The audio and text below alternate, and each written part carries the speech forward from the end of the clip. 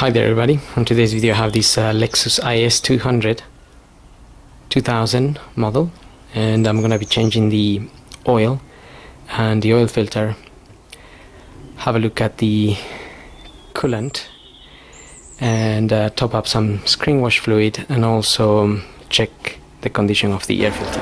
Okay, so I'm gonna start by topping up some screenwash fluid, and that goes on this little bottle here.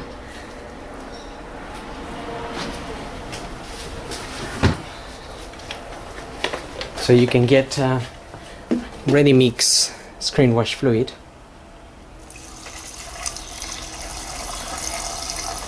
or if you buy concentrated one, you need to mix it to the correct level, but try not to use any fairy liquid or washing liquid because it just blocks all the jets.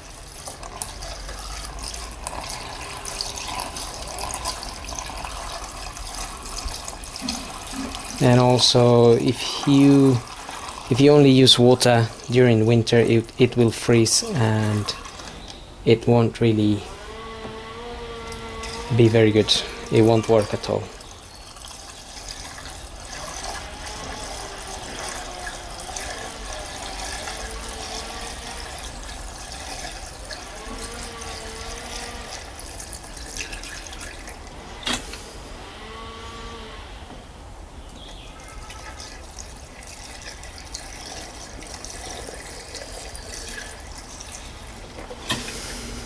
Okay, so quite a lot went in there, almost 4 liters.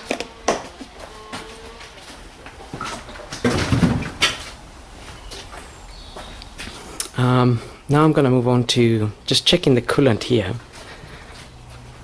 Now the coolant in this car, you can have a look at the level from behind here. So we have this little container here, and that clear bit of plastic there, you can see the level. So my level is up to that point there, and the full is just here. So I do have to top up a little bit of coolant, and this uses a pink or red coolant. But the reason my coolant is been going down a little bit is because I had a bit of a leak from that hose there, and you can see the little red marks on the sides. So I cleaned that hose, I removed that hose and cleaned it. That hose is the hose that comes from here. It's this big hose. So I just remove the clamps, remove the hose and clean that tube there because it was full of buildup of antifreeze, and it was causing the coolant to escape a little bit, dripping down there. So, but it wasn't much at all. But clearly a little bit, as you can see. So I'm gonna top up some coolant in this little tank here.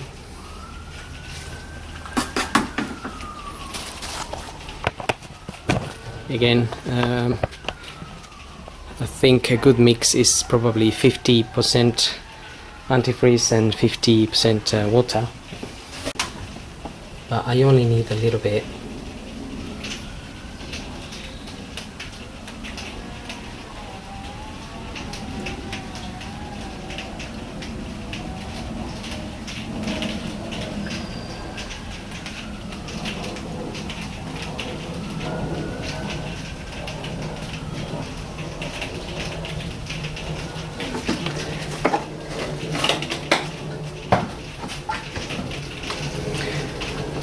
Okay, so I top that up. Now if we look at the little reservoir in there, is now you can see that it's full. It's on the full. you can see the whole thing is gone pink. So it's up to this little dot here. It's up to that little dot there, that square dot.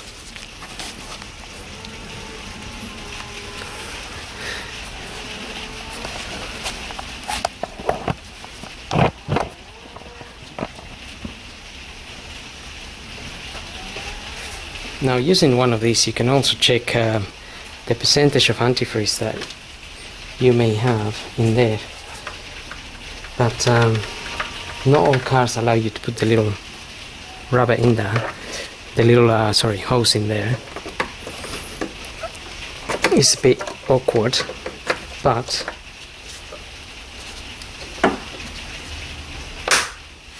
just make sure we close that properly. But if your engine is cold, you can open this little cap. It says caution in there, because if your engine is hot, water will jump out of there and then you're gonna have bad burns. So I'm just gonna get a little bit of antifreeze out of there.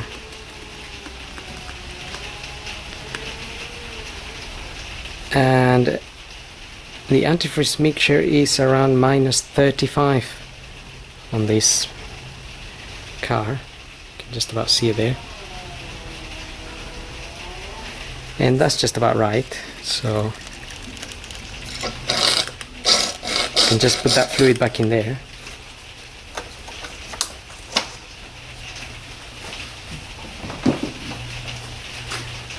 That antifreeze color was almost purple, really. Purplish or so. Anyway, I'm gonna move on to my filter. The air filter, I haven't got it yet, but I'm gonna show you how, where it is. Basically, you have to open this little clip here. Just need to pull it. So this one here, just pull that open, and there's another one on the other side at the back. But the one at the back, you basically pull from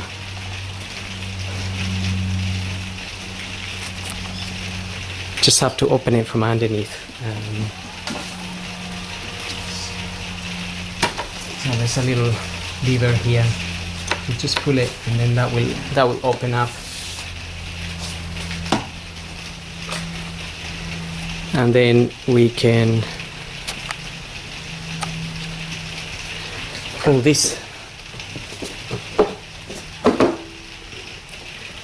and that's where the filter is. Just remove it, get your new filter, and get it in there. Now this is very dirty, hasn't been changed in a long time. But I need to get a filter. I haven't got one today.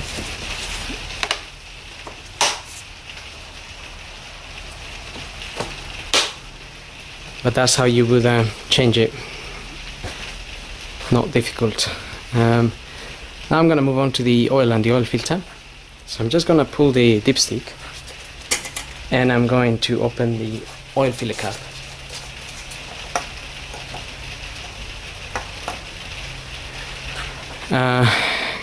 We're gonna get the car up and drain the oil and tackle the oil filter from underneath. Okay, so looking at the car from underneath, we have the sump here, and the sump plug is just here. So make sure you get an oil pan to remove, to drain the oil, and I'm going to remove this cover also, this plastic cover here, this, just to get access to the oil filter a little bit better. So I'm just going to undo the plug first. And while that is draining, I'm going to remove the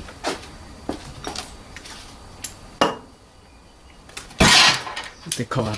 So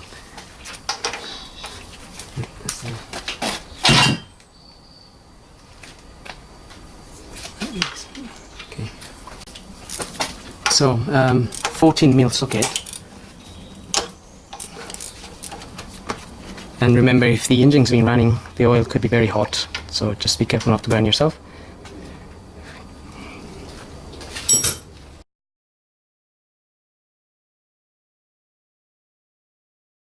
Okay, now this cover here has got some 10mm bolts. Just need to take them off. There's a few of them, so just go around and remove them so you can get the cover off.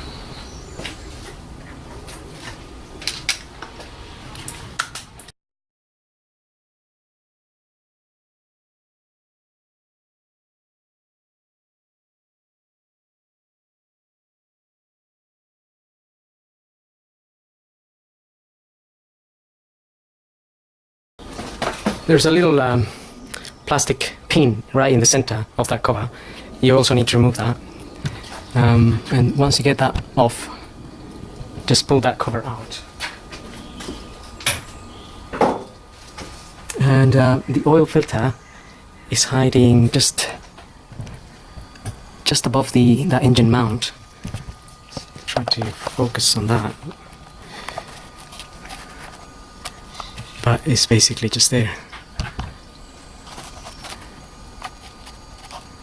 Just above the mount, that's the filter there.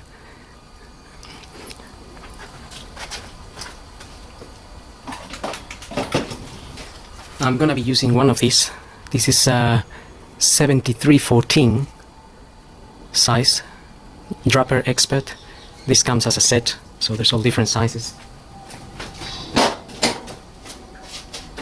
Here we can see this has to go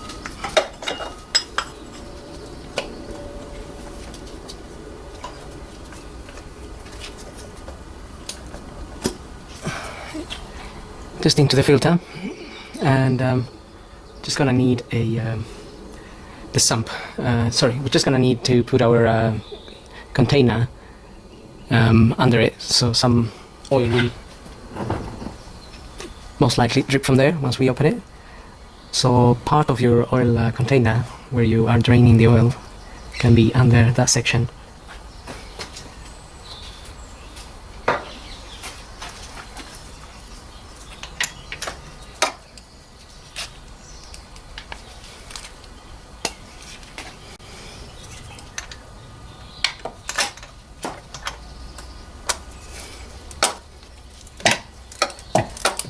And hopefully that filter shouldn't be on too tight, so once loosened you can just undo it by hand.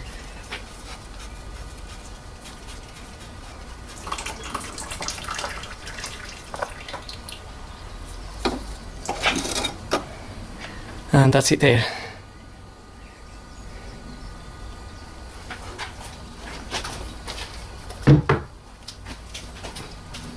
So I've got the new filter here.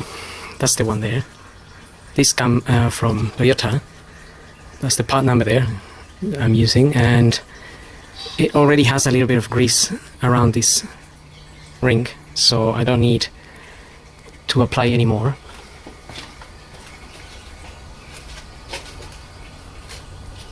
But I just want to clean that area a little bit. So I'm just using some brake and clutch fluid cleaner to clean a little bit around that area.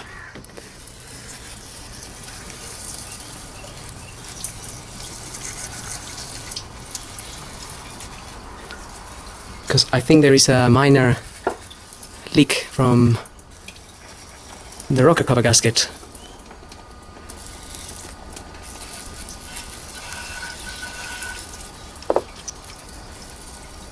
And also just cleaning the area where the filter where the oil just dripped when we removed the filter.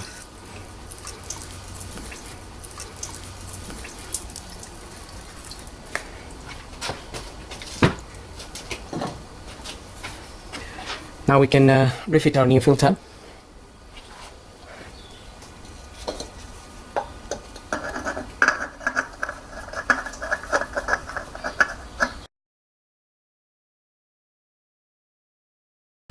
So, as usual, just tighten that filter by hand as much as you can.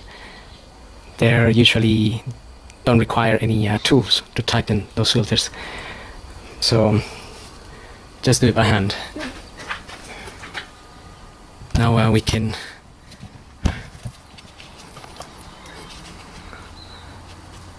Now we can refit our sun plug bolt.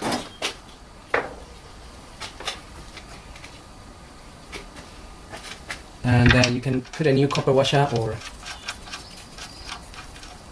one of the other silver washers in there.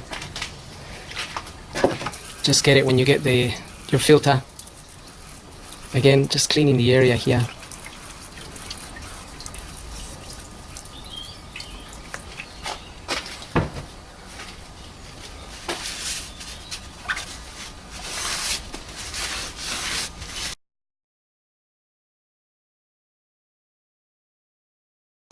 Just tighten the bolt, but it's nothing exaggerated. Just tighten it a little bit. It's going to seal properly anyway. Okay, now I'm just going to refit the cover back on.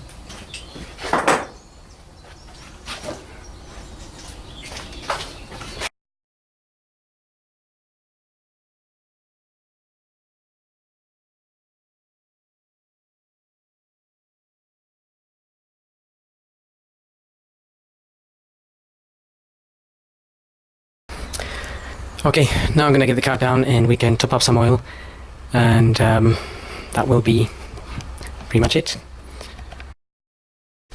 So I'm gonna be using 10W40 on this engine. They do recommend 5W30 or 10W30 as well.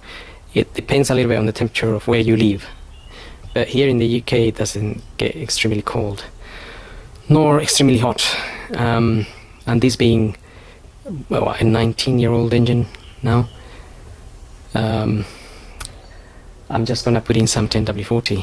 So the manual also recommends you to check the capacity that you're filling in via these marks here. So you have these two little dots, the minimum and the maximum. So if we gradually put oil in, we will see how we get on with that. So I'm going to start putting some of this 10W40.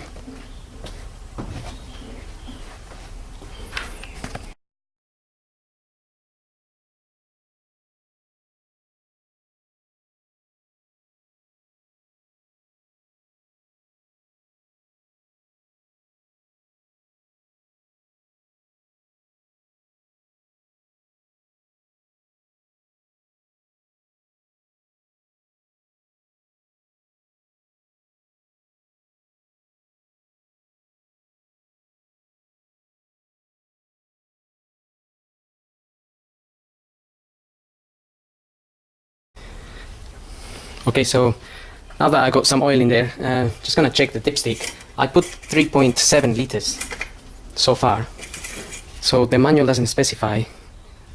So 3.7 liters, it seems to be the exact amount needed. This is right at the max there.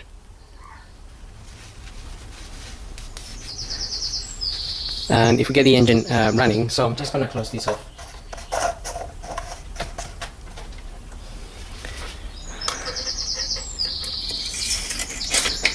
Just run the engine for a bit and then we'll double check that dipstick.